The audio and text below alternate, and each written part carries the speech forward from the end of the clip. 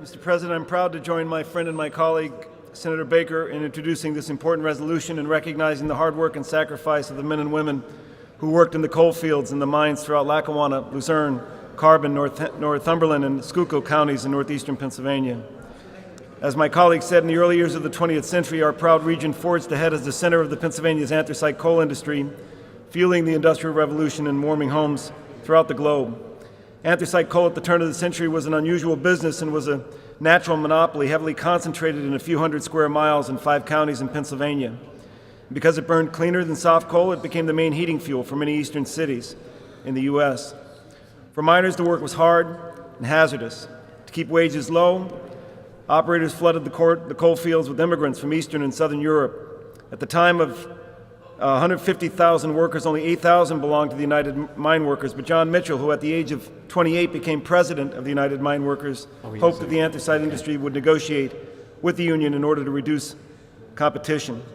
A brief strike by mine workers in 1900 was the prelude to a larger drama, the Great Anthracite Coal Strike of 1902, which started on May 12th after a vote in Scranton. Miners demanded more pay and shorter hours, and while the mine operators complained the profits were low and the union destroyed discipline. The importance of coal mining industry nationally was clearly evident when President Theodore Roosevelt became involved and set up a fact-finding commission that suspended the strike. President Roosevelt's efforts to end the strike were successful. Both sides finally agreed to the findings of the Anthracite Coal Strike Commission, and peace was restored in the coal fields. Miners received a 10% wage increase and reduced workdays from 10 to 9 hours, and the owners got a higher price for coal. More important in the long run, the role was established for the federal government in labor disputes.